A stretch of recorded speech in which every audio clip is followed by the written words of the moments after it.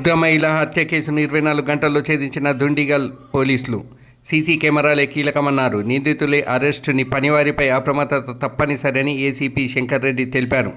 Dundigal police station పరిధిలో సంచలనం సృష్టించిన వృద్ధ మహిళ హత్య కేసును పోలీసులు కేవలం 24 గంటల్లోనే ఛేదించి నిందితురాలిని అరెస్టు చేయడం ప్రశంసనీయంగా నిలిచింది. ఈ కేసు వివరాలను బుధవారం దుండిగల్ పోలీస్ స్టేషన్ ఆవరణలో నిర్వహించిన ప్రెస్ మీట్లో Medchal division assistant commissioner of police ACP Shankar Reddy వెల్లడించారు. పోలీసులు తెలిపిన వివరాల ప్రకారం చర్చ్ గాగిలాపూర్ గ్రామానికి చెందిన చిన్నబట్టిని సుశీలమ్మ 85 ఏళ్లు అనే వృద్ధ మహిళ హత్యకు గురైంది. ఈ ఘటనకు సంబంధించి అదే గ్రామానికి చెందిన పి కవిత అనే మహిళను నిందితురాలిగా గుర్తించి పోలీసులు అరెస్టు చేశారు. నిందితురాలు గత 15 రోజులుగా మృతురాలి ఇంట్లో పని మనిషిగా పనిచేస్తూ ఆమె నమ్మకాన్ని సంపాదించుకున్నట్లు విచారణలో తేలిందన్నారు. ఫిబ్రవరి 2న మధ్యాహ్నం సమయంలో వృద్ధ మహిళ ఇంట్లో ఒంటరిగా ఉన్న వేళ ఆమెపై దాడి చేసి హత్య చేసిన నిందితురాలు. అనంతరం బంగారు చెవి కమ్మలు ఉంగరాన్ని అపహరించినట్లు పోలీసులు తెలిపారు.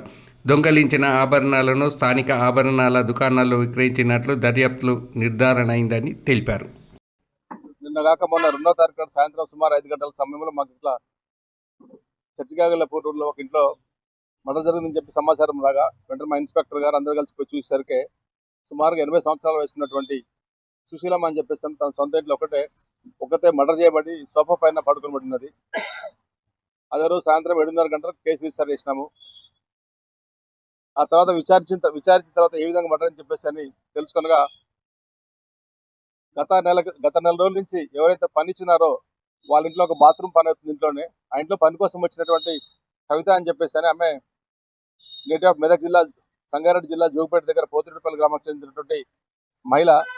ఈమె తను పరిచయం పెంచుకొని పనిచేస్తున్నప్పుడు రోజు ఆమెతోని కలిసిమెలిసి ఉండటము, మంచిగా మాట్లాడుకోవటము, నమ్మకం వచ్చిన తర్వాత ఈ మొక్కతే ఉంటుంది ఇంటి దగ్గర.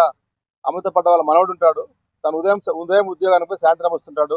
అది మనసులో పెట్టుకుని మొక్కతే ఉంటుంది. ఆమె పైన ఉన్నటువంటి బంగారం మొత్తం కూడా దొంగిలించుకోవాలని చెప్పేసి ఉపాయం చేసుకొని అందులో భాగంగా మొన్న మధ్యాహ్నం 1 గంటలకు ప్లాన్ చేసుకొని సాయంత్రం లోపల కళ్ళు దాగొచ్చేసి బాగా పక్కపై కళ్ళు దాగొచ్చేసి ఆ పెద్ద మనిషిని మాయమాటలు చెప్పి ఆమె కూడా కొంచెం కళ్ళు ఇచ్చేసి